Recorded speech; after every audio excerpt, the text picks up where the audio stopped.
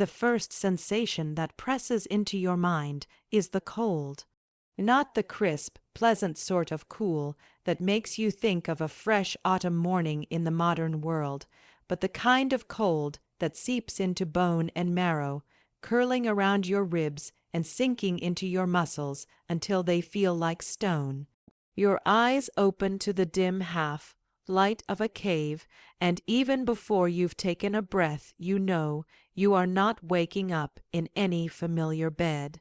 The faint flicker of red, orange embers somewhere nearby is the only source of warmth, and it is so weak that the surrounding darkness feels as though it is pushing in to smother it. You are lying on what passes for bedding in this world, bundles of sedge grass and rushes, woven together by practiced hands into something that might have been comfortable when it was freshly laid, but now is flattened, brittle, and scratchy. The grass pokes through the worn animal skin you have pulled over yourself, scratching along your arms, your ribs, your hips. When you shift to relieve the pressure, the stems crinkle and rustle like dry paper, broadcasting your movement to anyone within earshot. And then the smells hit you. They are thick in the cold air, clinging to the stone walls and the surfaces of every object. The scent of wood smoke is strongest, a deep and earthy perfume that reminds you of fires long past, of nights spent gathered in safety. But intertwined with it is the musty damp of the cave itself, a smell of earth that has been shut away from sunlight for thousands of years. There is the sharper tang of cooked meat, still lingering from last night's meal, blending with the sour edge of unwashed bodies. Somewhere in that scent is the unmistakable musk of animal fat, rubbed into hides for waterproofing, and the faint green aroma of the grass bedding itself. It is a dense tapestry of smells that could never exist in a modern home, each thread telling the story of survival in a world stripped of luxuries.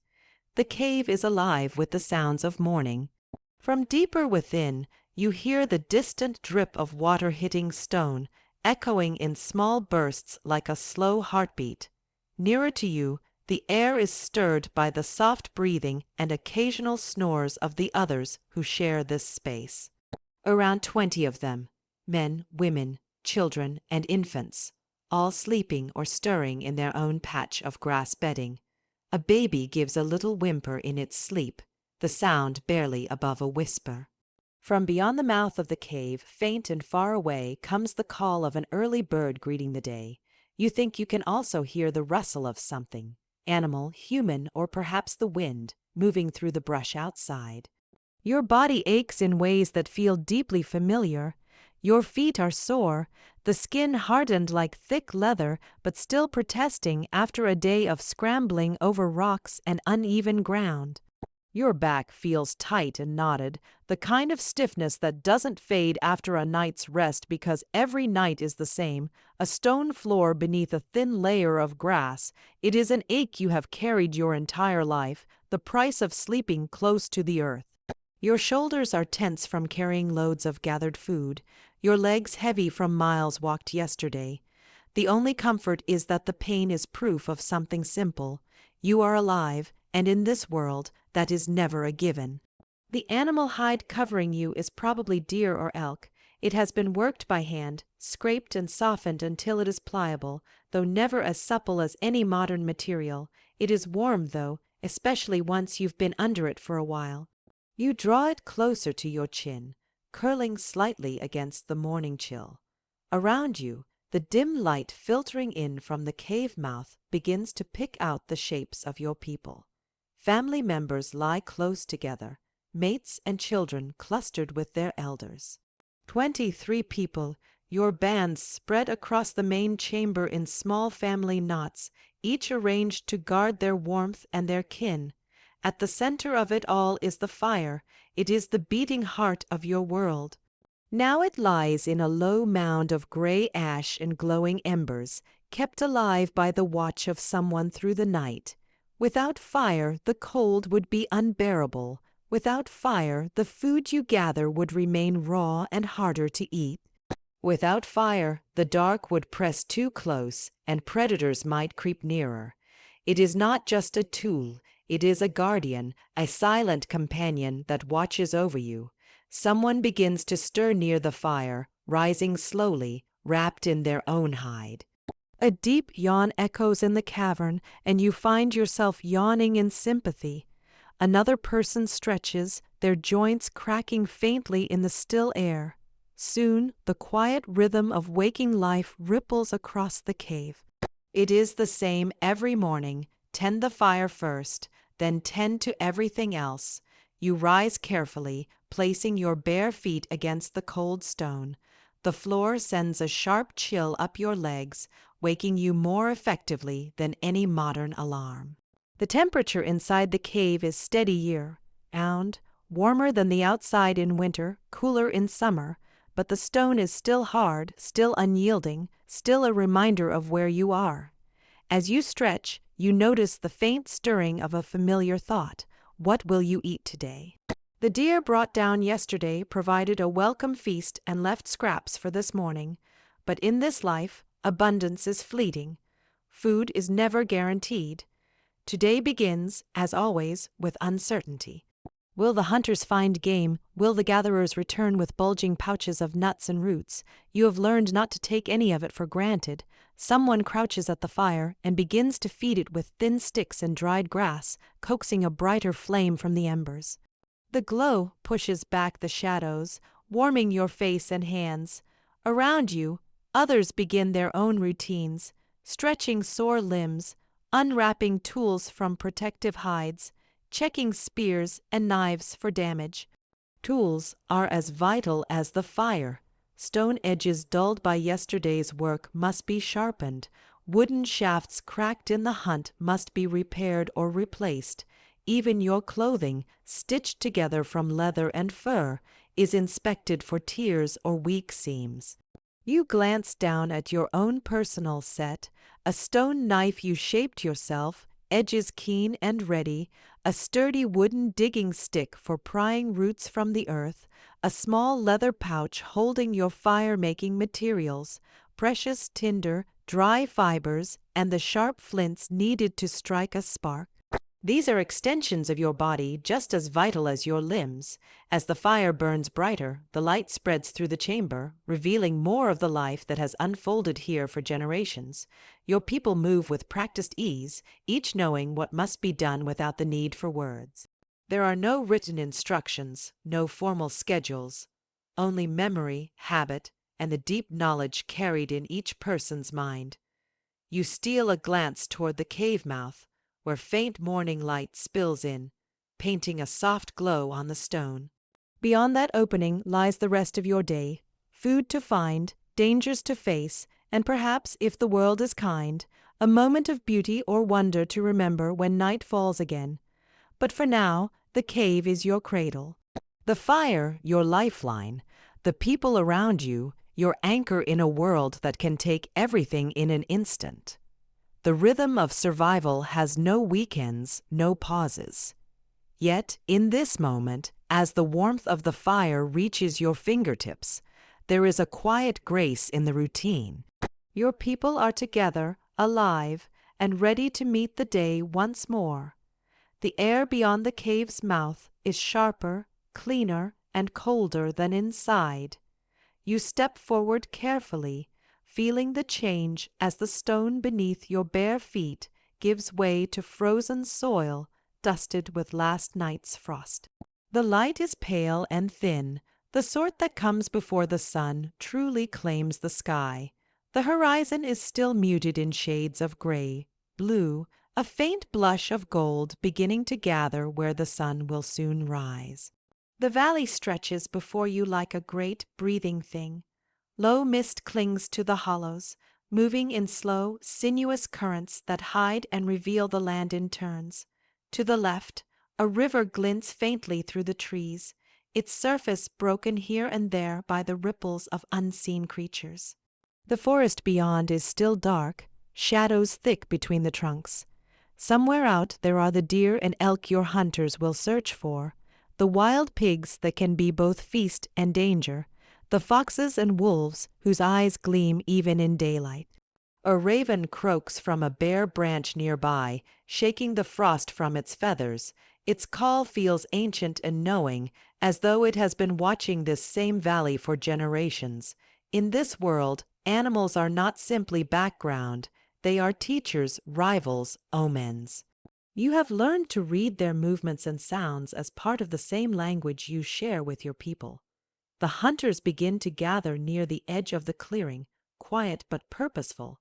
They carry spears tipped with sharpened stone, their shafts smoothed by countless hours of work. Some carry short throwing spears, others long stabbing ones meant for close quarters. Leather pouches hang at their belts, holding small tools, strips of dried meat, and bits of sinew for quick repairs. Each hunter wears clothing suited to the cold, thick hides wrapped and bound around the legs, fur-lined cloaks for the shoulders, soft, soled boots stuffed with dried grass for insulation. There is no formal leader among them. Decisions flow through quiet discussion, gestures, and shared understanding.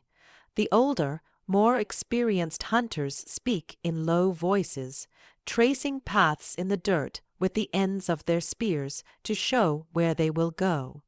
They know the lay of the land intimately, the game trails through the forest, the watering holes hidden behind thickets, the winds that carry scent toward or away from prey. These routes have been passed down in memory, retold in stories by the fire until they are as fixed in your mind as the stars in the sky. One of the hunters, a tall, broad-shouldered man with a fox fur draped around his neck, pauses to look toward the east, testing the air. He murmurs something to the others, and they adjust their plan. Perhaps he has caught the faintest whiff of animal musk on the breeze. In this life, your senses are tools as sharp as any blade. You watch as the hunters fade into the mist, their forms swallowed by the gray until only the faint crunch of their steps remains. Their departure leaves a space behind, a subtle emptiness. The hunt is always a gamble. They may return with meat enough to feed everyone for days, or they may return empty-handed, their eyes shadowed with fatigue. Those who remain, mostly women, children, and older men, turn to the day's other work. Gathering is as crucial as hunting, and it begins now. A few women head toward the river with woven baskets slung over their shoulders, their digging sticks in hand. They will search for roots in the softer soil near the banks, digging carefully so as not to waste energy. Others move toward the forest edge to collect berries, though this time of year they will be few and shriveled. You join a small group heading toward an open field where nut trees grow, their branches bare but still holding a few stubborn husks. Along the way, you stoop to check for edible greens among the frost, crusted grass, every scrap matters. In the lean months, you learn to see food where others might see only emptiness, the inner bark of certain trees, bitter but sustaining, tiny seeds shaken from withered plants, the occasional mushroom pushing up from damp soil. The ground here is uneven, your feet sinking slightly into patches of thawing earth. You walk in silence, listening. In this world, quiet is not just courtesy, it is safety. Your ears are tuned for the sound of breaking twigs, the sudden hush of birds, the distant rustle that could be predator or prey. Reaching the nut grove, you set to work with your digging stick, prying up what the frost has loosened. Your breath steams in the air as you work. The earth is cold, clinging to your fingers as you sort through the fallen husks. Now and then, a faint chime of laughter rings out from the younger children nearby as they race to see who can find the most. Even here, in the heart of survival, play has its place. It teaches skills without anyone naming them: speed, awareness, quick thinking. By mid-morning, your basket holds a small but respectable collection, enough to add to the day's meals. You make your way back to the cave with the others, your arms warm from carrying the load. The sun is higher now, spilling pale gold across the valley, though its warmth is still weak. From a distance, you can see faint movement along the ridge. Perhaps the hunters returning, or perhaps only shadows shifting with the wind. Inside the cave, the fire has been fed and is burning more steadily. The smoke curls upward toward the darker ceiling, slipping out through cracks and vents in the rock. A few people sit near it, working with quiet focus. One woman is scraping a hide stretched over a wooden frame, the rhythmic rasp of her stone scraper a steady accompaniment to the day's sounds. Another is carving a long, straight branch into a new spear shaft, her hands sure and practiced. Every tool, every piece of clothing, every prepared hide is the result of hours of patient labor. Nothing here is disposable. Everything has a history of hands. You add your basket's contents to the small pile of food already gathered. Someone has returned from the river with a few fish, their silver scales catching the firelight. The smell of roasting meat lingers faintly, a promise that at least part of the day's hunger will be met. By midday, the light outside shifts again, the mist burned away to reveal the full stretch of the valley. Shadows fall shorter, the air carrying a faint hint of thaw. You step to the cave mouth and scan the distance. There, just at the far edge of sight, you see the hunters returning. They move in a loose line, burdened but not limping. Even before they reach you, the sight of their posture tells you the outcome, success. When they finally arrive, you see the proof. Slung across their shoulders and carried between them is the carcass of a young deer, its coat still soft with the last traces of winter fur. The kill is fresh, its body still warm when they lay it down. Relief moves through the cave like a sudden wind. There will be meat tonight and for days to come. Work begins at once. The deer is skinned with efficient care, the hide set aside for tanning. Meat is cut into strips, some set aside for immediate roasting, others hung near the fire to dry into long, lasting jerky. The scent of blood and fresh meat fills the air, mingling with the smoke until they are one inseparable smell of life and necessity. As the afternoon wears on, the fire grows bright and strong, its warmth a center for all activity. People drift in and out, carrying food, tools, and materials. Stories begin to be told in low voices, about the hunt, about past hunts, about the time when the river froze so solid you could walk to the far bank without getting wet. The younger ones listen wide-eyed, their imaginations taking these tales and storing them away for their own lives. You sit for a while, turning a small piece of antler in your hands, shaping it with a flint blade. The rhythm of the work is calming, the feel of the tool steady against your fingers. Around you, the cave hums with quiet industry, a living heartbeat made of many hands moving toward the same end, to keep this band alive for another day. Evening will come soon enough, and with it, the feast. But for now, there is work to be done, and you take your place in it gladly. The light shifts again, softer now, the sun bending toward the far edge of the sky. In the cave, the scent of roasting venison deepens until it seems to cling to every surface, weaving itself into the fibers of your clothing, your hair, the very walls themselves. Fat sizzles where it drips onto the hot stones at the edge of the fire, sending up little bursts of aroma so rich it makes the mouth ache. Outside, the air carries a different weight than it did in the morning. The wind has gentled and the valley has taken on the quiet before dusk. The horizon is painted in long streaks of rose and amber, fading into the deeper blues above. You step outside briefly, letting your eyes roam the ridges and tree lines. The hunters' tracks are still faintly visible in the frost-hardened ground, leading away into the now shadowed woods.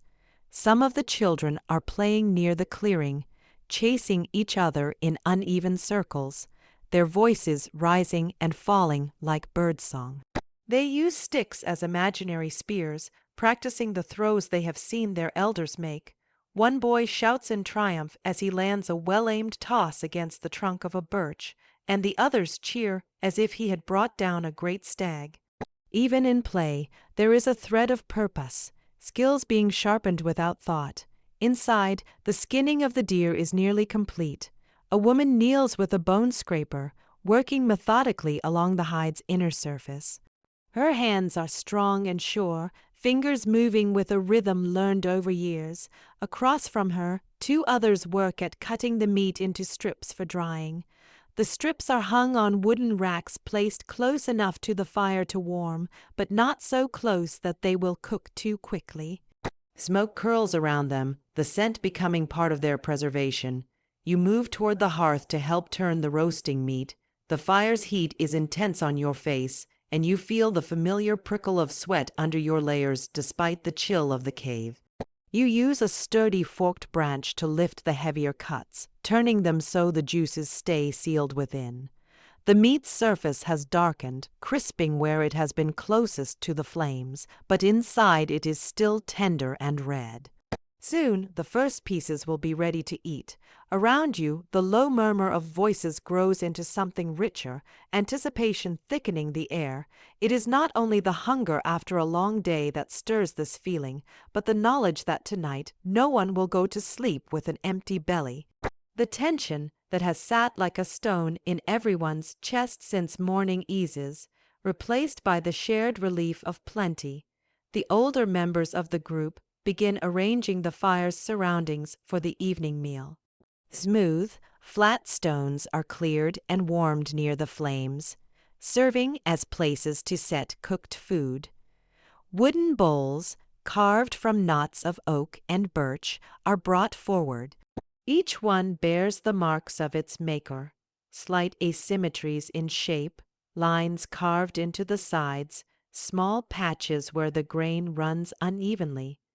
These bowls have held countless meals, their surfaces darkened by smoke and years of use. The first pieces of meat are cut and distributed. Children are given small portions first, their eager hands reaching out, eyes bright in the firelight. The meat is rich and hot, juices running down chins as they bite into it. The sound of chewing fills the air alongside the low rumble of conversation. For a moment, there is nothing but the satisfaction of eating, then the stories begin. They rise naturally, without any formal start. One of the hunters speaks first, describing the morning's trail. His words are simple but vivid. How the frost made the ground glitter under the first light, how the deer had paused to drink from a shallow stream, its breath visible in the cold air. Another joins in, telling how they had crept closer, silent as the drifting mist, until the moment came to strike. Hands move in the telling, miming the arc of the spear, the sudden bound of the deer, the final fall. Children lean forward, hanging on every word. In the glow of the fire, their faces are mirrors of awe, fear, and joy.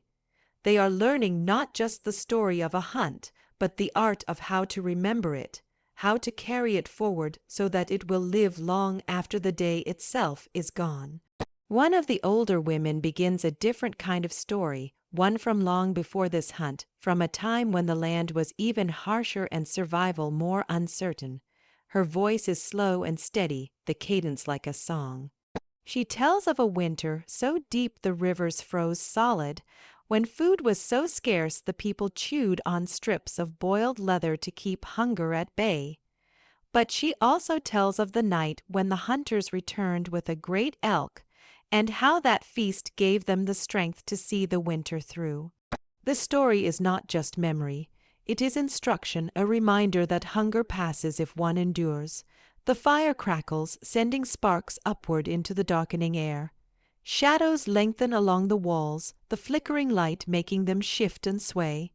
Outside, the sky has deepened to indigo, the first stars appearing like pinpricks through the fading veil of day. A thin moon rises over the ridge, its pale glow mingling with the firelight in silver and gold. As the meal continues, laughter grows more frequent. Someone makes a joke about the smallest hunter catching the largest deer next time. Another teases a young boy for falling asleep against the fire last night and waking with a singed lock of hair. The sound of joy, however brief, is a fire of its own, one that keeps the cold of the world at bay. Once everyone has eaten, the work of cleaning and storing the rest of the meat resumes, Bones are set aside for tools and broth, nothing wasted. The hide is stretched tight on its frame near the entrance to catch what light remains. Hands move without hurry but without pause. This is the rhythm of survival. Eat, work, rest, prepare. You find a moment to step outside again. The night air bites at your cheeks, sharp enough to bring water to your eyes. The valley is transformed under the moon, the frost gleaming white as if the land itself were clothed in silver. The forest stands in black relief against the brighter sky, the trees still and watchful. Somewhere far off, you hear the howl of a wolf, flung low and carrying far across the open space. It is both a warning and a reminder. You are not the only ones living in this land. When you return inside, the fire's warmth hits you like an embrace. People are settling now, some lying back on furs, others leaning against the cave wall with eyes half closed. The older children tend the fire under the watch of an elder, feeding it carefully so it will last through the night. A few more stories are told, softer now, voices fading as weariness seeps in. Someone hums a low, wordless tune, a sound that is more feeling than song. The cave darkens except for the fire's heart, a glowing red that will keep the shadows at bay until dawn. You lie back, the warmth of the meal still in your body, the hum of the fire and the soft murmur of voices weaving together into a lullaby older than memory. Outside, the frost deepens, the moon climbs higher, and the valley sleeps under its silver cloak. Morning comes quietly. It begins with a faint paling of the cave's entrance, the deep blues of night thinning toward gray. The fire is still alive, though now it is only a bed of glowing embers, faintly crackling under their own weight. The warmth that had filled the cave during the night has ebbed a little, replaced by the sharper bite of dawn air creeping inside. The first to wake are the hunters. They rise slowly, rubbing the stiffness from their limbs. The furs slide from their shoulders in thick folds, revealing the marks of sleep still etched on their faces. One of them bends to stir the embers, coaxing them back to life with a careful breath. A faint orange glimmer swells into small tongues of flame, then higher as thin sticks are laid across. The fire gives off a crackle as if relieved to be awake again. The scent of wood smoke and roasted meat still lingers in the cave. Outside, the forest remains hushed, wrapped in a skin of frost so delicate it seems as though the entire valley is made of glass. When the hunters step out into that stillness, their breath puffs in pale clouds before them. The world is silent but for the faint creak of frozen branches overhead. One hunter kneels by a small frozen pool near the cave mouth. With a smooth stone, he breaks the thin sheet of ice covering its surface, the sound sharp in the morning quiet. He cups the frigid water in his hands and drinks deeply.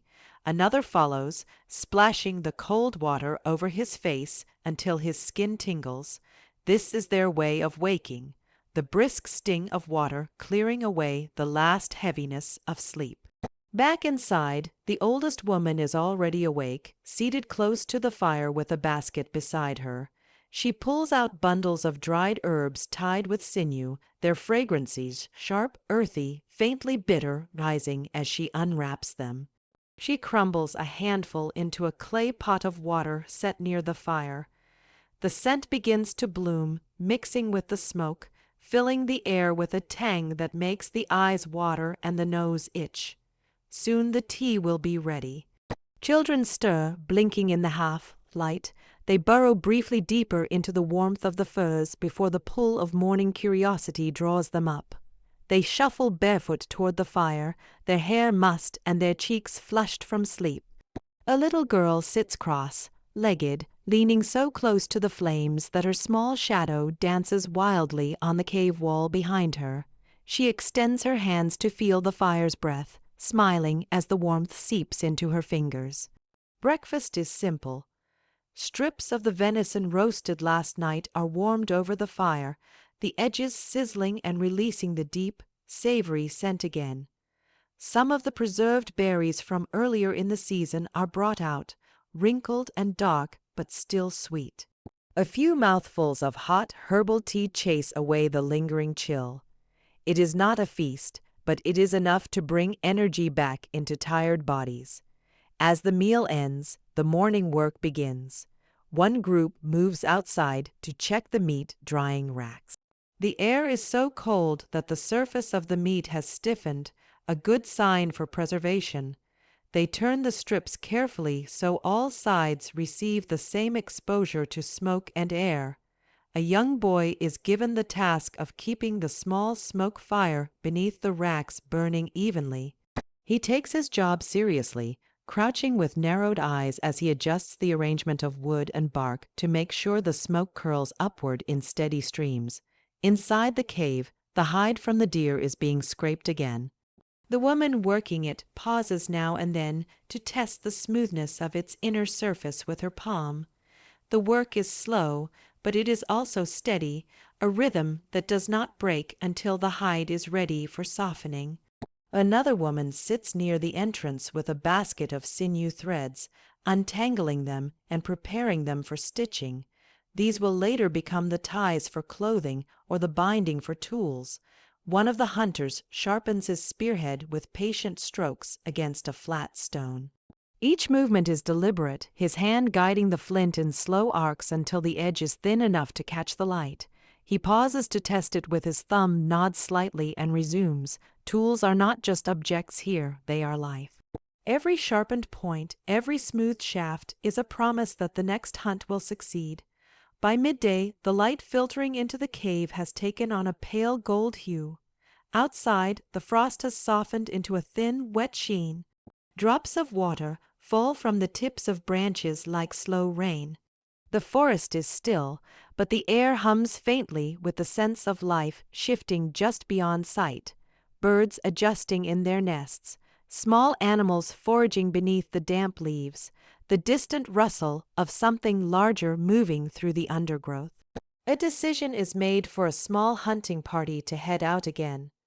The rest of the group will remain to tend the cave, the meat, and the hides. The departing hunters gather their gear quickly. One woman wraps a strip of dried meat in a leather pouch for the road. Another adjusts the strap across her shoulder so the spear rests comfortably in the crook of her arm. They speak little, moving with a quiet efficiency born of routine. Before leaving, the hunters pause at the cave mouth. They glance back at the firelit space, at the faces watching them from within.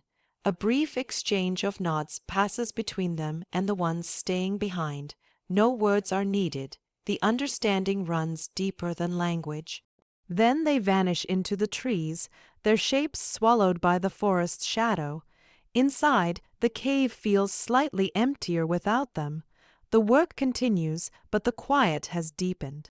The steady rasp of hide scraping, the faint clink of tools being worked, the soft huff of breath from those seated by the fire, these are the only sounds. A child hums tunelessly to herself while sorting small stones into piles by color. Later, as the light begins to fade again, the hunting party returns. Their steps are heavier now, their faces marked by wind and effort. This time they carry rabbits, their fur still soft and gleaming. The catch is not as large as the deer, but it is fresh meat, and it means another day of plenty. The rabbits are quickly skinned, their hides set aside for later use. The meat is cooked swiftly, the lean scent of it rising to mix with the cave's smoky air. The meal that night is smaller than the last, but the mood is no less warm. The fire burns bright, and conversation flows easily. One of the hunters describes following the faint tracks through damp leaves, the way the rabbits darted suddenly from their hiding places. Another jokes that the rabbits must have been too curious for their own good. Laughter ripples through the group. Later still, when the food has been eaten and the younger ones begin to drift toward sleep, someone starts a low, rhythmic drumming on an overturned wooden bowl. The beat is steady, deep as a heartbeat. Another voice joins, humming a tune that winds upward and downward like the curve of a hill. Soon a few more join in, their voices blending until the air hums with the shared sound. It is not a song of words. It is a song of being, of presence, of belonging in this moment. The night wears on gently. Outside, the stars blaze clearer than the night before, the frost returning to lay its pale fingers over the earth. Inside the cave, the fire burns low, casting shadows that sway like dancers across the walls. One by one, the voices fall silent. The group settles into sleep, wrapped in the steady warmth of each other's nearness. The next morning arrives with a sharper edge than before. The cold slips into the cave before the sun has fully risen, a pale breath seeping along the ground as though searching for every bare ankle and unguarded limb. Even under the thick furs, it is enough to stir the sleepers.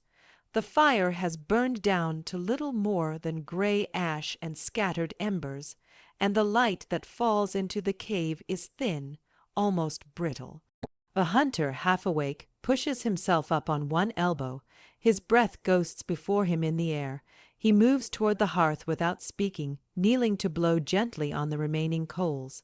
His cheeks flush with the effort as the embers pulse faintly in response. A few dry twigs are laid over them, and with coaxing, the faintest flame catches, licking at the wood until it grows into a small, steady burn. Outside, the forest lies silent in a soft shroud of fog. The trees are half hidden, their dark shapes fading into a pale haze. Frost still clings to the ground in the open places, but under the shelter of branches the earth is damp and dark. Somewhere far away a bird calls once, a long, low note, and is answered faintly by another. The group stirs more slowly this morning. Some sit huddled near the fire, sipping at warm water flavored faintly with dried berries. Others chew strips of dried meat without speaking, their eyes half closed against the dim light. There is no rush to move, no urgency to begin the day's work yet. The cold makes all movements slower. Eventually, the hunters gather again.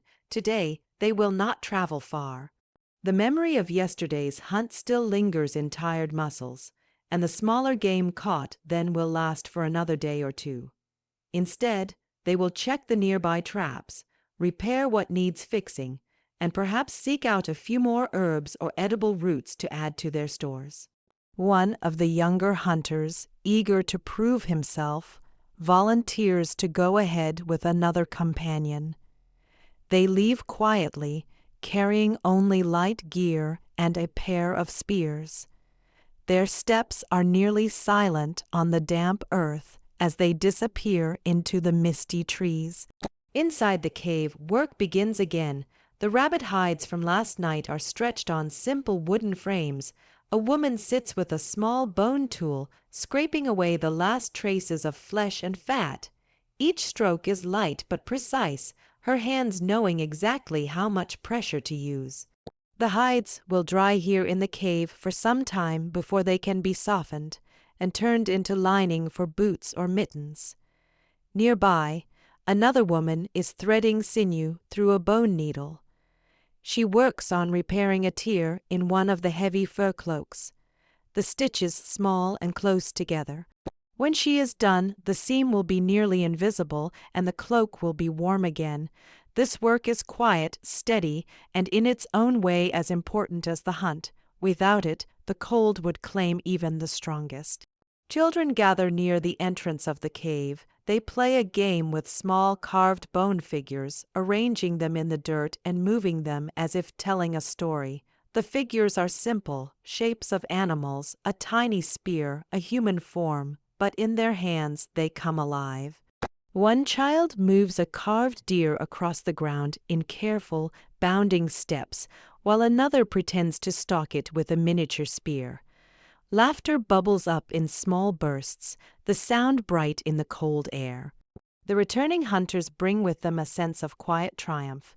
They have found several of the traps full, 2 rabbits and a pheasant, its feathers still bright even in the gray light. These are carried back carefully, the meat a welcome addition to the day's food. The pheasant's feathers are plucked and set aside. They will be used later for arrow fletching or decoration. Cooking begins almost immediately. The birds are roasted whole over the fire, the scent rich and warm. filling the cave and pushing back some of the day's chill. The fat drips onto the fire, sizzling and sending up brief flares of flame. The crackle of cooking and the smell of meat draw even the sleepiest members of the group toward the hearth. They eat together, as always. The meat is divided carefully so each receives their share, even the smallest child. Warm food fills their bellies and the air feels lighter. Conversation picks up. A story is told about a hunt from many seasons past, a deer so swift that it seemed to vanish between one heartbeat and the next, and of the clever trick that finally brought it down. The children listen wide-eyed, imagining themselves in the place of the hunters. Later in the afternoon, when the meal has settled and the work has resumed, the fog outside begins to lift. Shafts of pale winter sunlight strike the upper branches of the trees, turning them briefly to silver. The forest seems to breathe again, faint rustlings and far-off bird calls stirring the air. One of the hunters decides to teach a younger boy how to set a snare. They walk a short way into the trees, the boy carrying a coil of thin cord. The hunter shows him how to find the right place, a narrow trail between two bushes where small animals often pass. He demonstrates how to bend a thin branch just so, how to tie the knot that will tighten quickly, how to hide the trap beneath a scatter of leaves. The boy listens intently, his small hands mimicking each motion until the snare is set. As the sun begins to sink, the temperature drops again. The group gathers more firewood, dragging it back to the cave in bundles. It is stacked neatly near the wall, close enough to the hearth that it will stay dry. The fire is fed generously now, for the night promises to be colder still. Evening settles in with a familiar rhythm. The last of the day's work is put aside, tools stored, hides hung safely. The hunters clean their weapons, wiping away dampness and checking for any signs of wear. The repaired cloak is tried on. It fits perfectly, the seam holding fast. A soft song begins, one of the older women humming to herself as she mends a smaller fur garment. Her voice is low but carries easily in the warm air. Gradually, others join in, some only humming, others adding quiet words in the old tongue. The song winds through the cave like smoke, curling into every shadow. The children, now tired from their games, begin to doze against their mother's sides. One small boy clutches his carved deer even in sleep, the shape fitting perfectly into his hand. The fire burns bright, casting a warm glow on every face. Outside, frost creeps once more across the forest, silvering every branch and stone under the cold gaze of the stars. Tonight they will sleep well.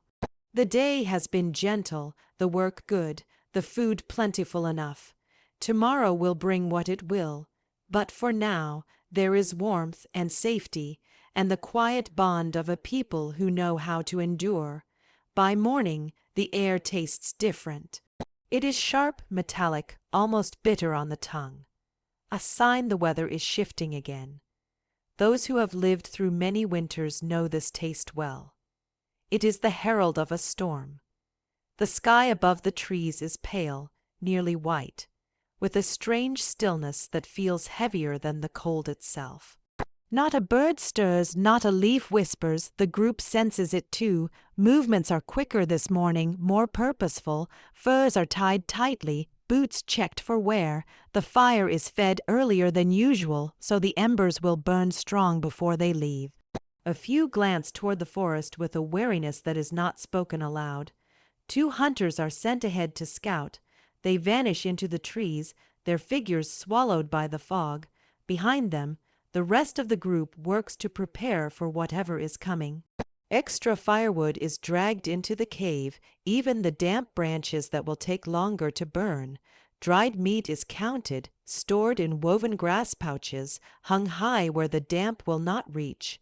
The hides still drying are shifted closer to the warmth so they will not stiffen with frost. The scouts return before midday, their faces grave. From the higher ridge they saw the storm front rolling in from the north. a wall of dark clouds pushing low across the sky, swallowing the pale horizon. The wind at the ridge was sharp enough to cut, and in its voice was the promise of heavy snow. It will reach them by nightfall. There is no hesitation now. The group works as one body. Every gap in the cave wall is checked and stuffed with moss and fur to block the wind. Spears and tools are brought inside, blades checked and sharpened. Water is fetched from the stream in carved wooden bowls, enough to last at least 2 days if they must stay inside. One of the older women, her back bent but her eyes still keen, sits near the entrance shaping clay into small bowls. She works quickly, her fingers knowing exactly how to pinch and turn the soft earth. When she is finished, the bowls are set by the fire to dry in the heat. They will be useful for melting snow when the streams freeze. By late afternoon, the wind has found them. It begins as a low murmur among the branches, a sound so soft it might be mistaken for the breath of the forest itself. But it grows minute by minute into a restless moan, then a howl. The first flakes drift down small, hesitant, like scouts themselves. They vanish against the dark fur of a hunter's cloak. The fire inside is built higher. Sparks leap upward toward the smoke hole, carried away on the draft. The smell of roasting meat fills the space once more. Tonight they will eat well, to keep their bodies strong against the cold. The pheasant feathers saved from the last hunt are tied together with sinew, tucked away for the making of arrows when the storm has passed. Outside, the snow thickens. It falls slantwise in the wind, 1,000 tiny needles against the skin. The world beyond the cave mouth blurs into a moving wall of white. The hunters exchange quiet looks. No one speaks of leaving again until the storm is done. Inside, the air is warm but heavy with the scent of smoke and cooking. The crackle of the fire is loud against the muffled silence from beyond the cave. Shadows dance on the walls, long and shifting, as though alive. A child traces them with his fingers, pretending they are spirits walking in the firelight. The storm deepens quickly. The wind screams now, battering at the cave mouth like something alive and furious. Snow drives inward, curling across the ground before melting against the heat. The group draws closer to the fire. The hunters sit with their spears beside them, though there is no prey to chase. Old habits die hard. One man begins a story, his voice steady, carrying easily over the storm. It is the tale of the white elk creature said to appear only in the fiercest snows, its coat brighter than the sun, its breath steaming like a hot spring in the frozen air. To see it is to be blessed with strength and plenty for the rest of the winter. But to follow it is to risk never returning, for it leads hunters deep into the heart of the storm. The children are died. Even some of the adults lean in a little, drawn by the warmth of the story as much as the fire. Outside, the storm rages as though the white elk might indeed be passing through the world at this very moment. Hours pass. The storm does not relent. Snow piles high against the cave mouth, narrowing the opening. The wind has a deeper voice now, almost a roar, and each gust shakes loose a dusting of frost from the roof above. The fire is fed constantly. Without it, the cold would claim them in minutes. A woman hums softly, rocking a sleeping child in her arms. Another works by the firelight, shaping strips of hide into bindings for boots. The rhythm of her hands is steady, almost like the beating of a drum. It gives a quiet comfort in the midst of the storm's chaos. By nightfall, the snow is so deep that even if they wished to leave, they could not. The opening of the cave is now a narrow arch, its edges rimmed with frost. The wind seeps through in thin, icy threads. The group sleeps in shifts tonight, some staying awake to tend the fire while others rest. They lie close together under the firs, sharing what warmth they can. In the early hours, the storm reaches its peak. The sound is like 1,000 voices crying out at once, a chorus of wind and snow and unseen spirits. The firelight flutters as the draught pulls at it, but the flames hold. Inside, the group breathes in unison. each breath a small defiance against the storm's fury. By dawn the worst is over. The wind has softened, though snow still falls in lazy, drifting flakes. The world outside is transformed, white and smooth, the trees heavy with frozen burdens. The air is so still it feels fragile, as though a single loud word could shatter it. They are safe, cold and tired but safe. The storm has passed and they have endured. The storm's silence is deceptive. It lingers over the land like a heavy blanket, soft and still, but beneath that calm is the weight of danger. The snow lies deep, too deep for careless steps. A man can vanish to the thigh in it with one stride, and in some places to the waist. It hides the forest floor entirely, covering every root, every rock, every trap laid before the storm. The world is clean and unmarked, as if it has been remade overnight. The group stands at the cave mouth in the morning light, each looking out across the frozen expanse in their own way. Some eyes search for beauty, others for threats. A few see only the long path to work. The hunters speak in low voices, debating their next move. Hunting in this much snow is treacherous. The prey will be harder to track, and the risk of injury is high. Yet their stores, though decent, are not endless. One of the scouts steps forward first. He is young, broad-shouldered, his breath pluming in the cold like smoke. He tests the snow with the butt of his spear, pressing down to feel how deep it runs. He grunts softly, worse than he hoped. Still, they cannot wait forever. The prey will be hungry too, and hunger drives movement. They decide to split into two small groups. One will head toward the river valley, where the wind may have swept the snow thinner. The other will skirt the forest edge, where deer sometimes forage for bark and twigs in winter. Both groups know they must move slowly, carefully, for the snow hides dangers as well as tracks. The snow crunches loudly underfoot as they move out. It is a strange, almost hollow sound, like walking on packed grain. The cold bites hard at exposed skin, turning cheeks red and stiff. Breath freezes on beards, forming small icicles that clink softly with each movement. Every so often, they pause to listen. The forest is quiet, but not entirely dead. Somewhere far off, a raven calls, a harsh, cutting cry that echoes through the stillness. It is both a welcome and a warning. Ravens often follow wolves or scavengers. Where they gather, something has died. The group heading toward the river finds the going difficult.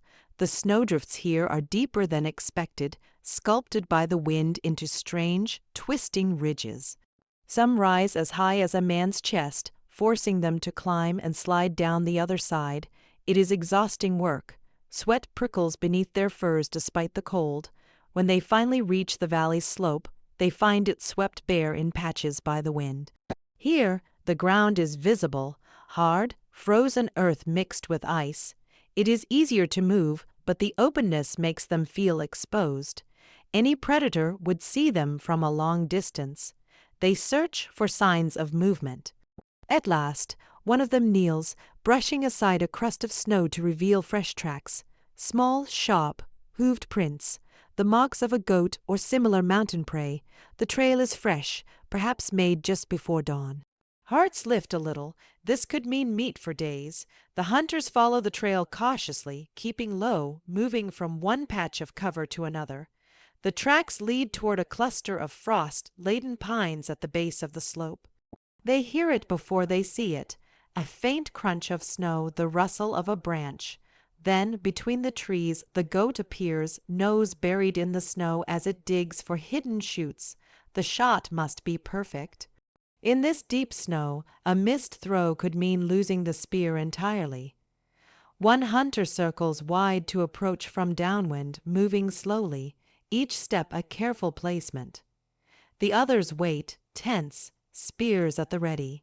When the spear flies, it is quick and clean. The goat jerks once, startled, then falls still.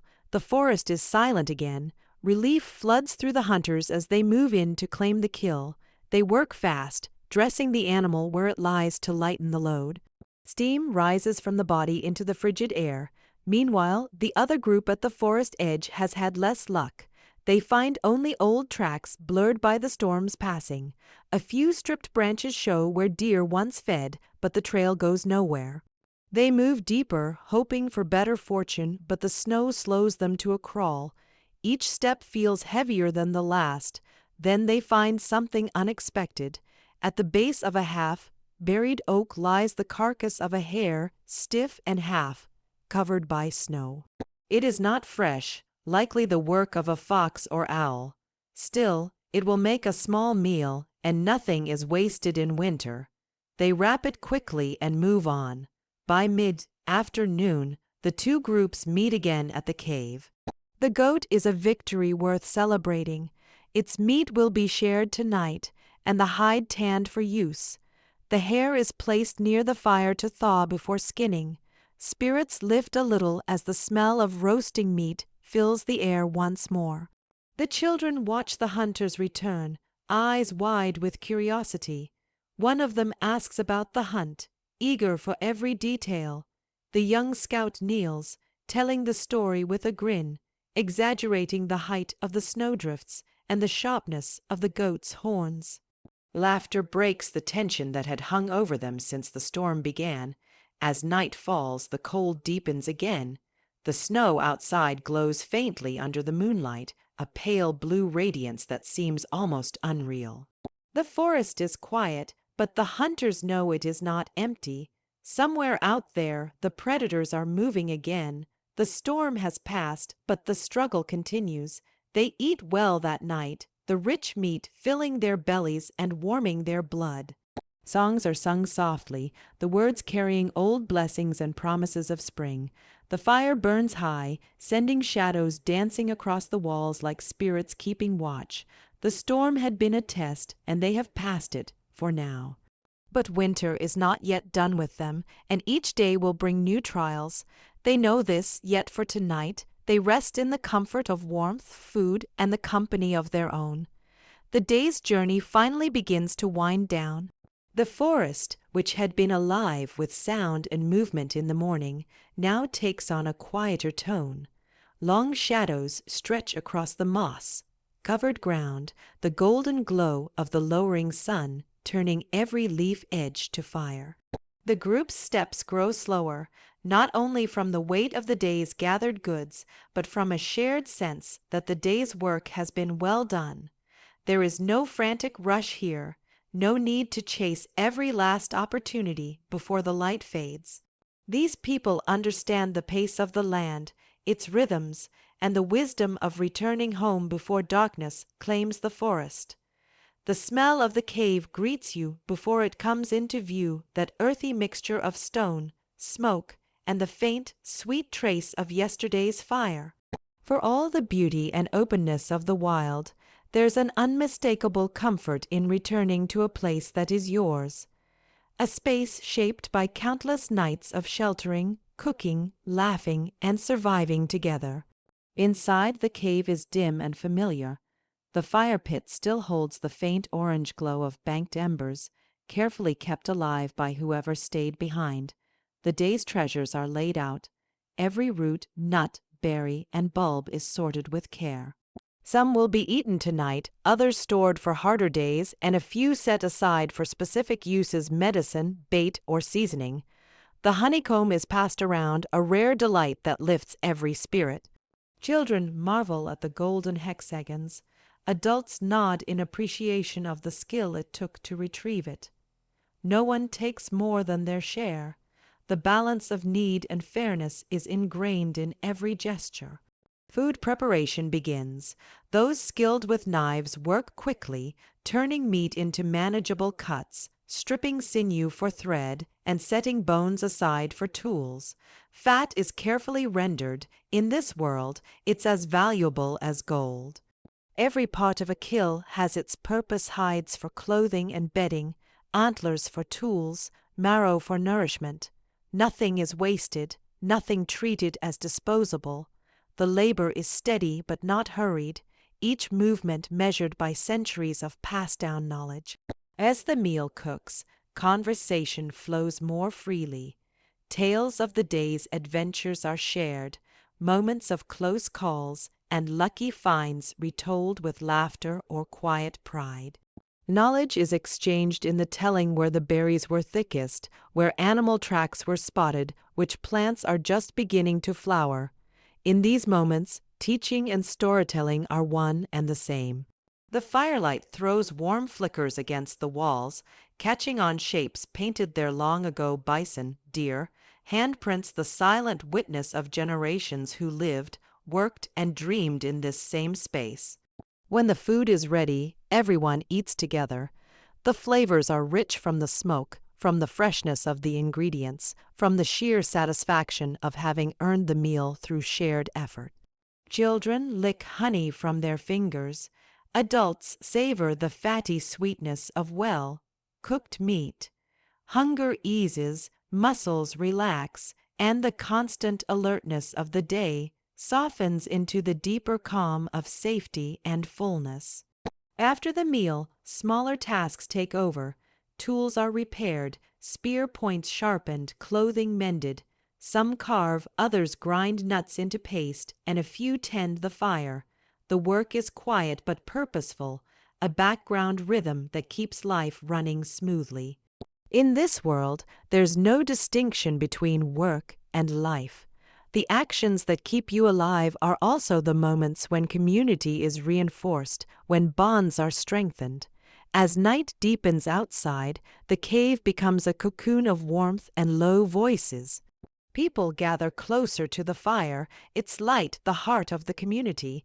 The youngest curl into parents' laps, half asleep before being laid on their grass mats. Stories turn from the day's events to older tales, myths, memories, lessons wrapped in the voices of elders. The paintings on the wall seem to shift in the flicker of firelight, as if the animals are still running, still hunted, still guiding. Gradually, activity slows. Tools are put away in their places. Sleeping skins are unrolled. People settle onto their bedding, pulling furs around their shoulders, nestling in the warmth of those beside them. The fire is banked for the night, embers glowing like a watchful heart in the darkness. Outside, the forest lives on owls calling, night insects whispering, but inside, the breathing of the band becomes the dominant sound. The weight of the day settles in your body. It's a satisfying heaviness, the kind that comes from meaningful effort and shared success. Your mind drifts, still carrying the images of the day: sunlight through trees, the glint of water in a stream, the golden honeycomb in your hands. You think of your people, skilled, resourceful, deeply connected to each other and the land. This is life at its purest, hard, yes, but whole. Sleep comes slowly but surely. It wraps around you as the cave's warmth seeps in, and the steady rhythm of others' breathing pulls you into the shared dream of survival. In that dream, the line between you and your ancestors blurs. You are part of an unbroken chain stretching back through millennia. Tomorrow will bring its own challenges: more gathering, more hunting, more tending to the constant needs of life, but tonight you rest in the peace of knowing you have done your part. You have lived well today, as your people have always done.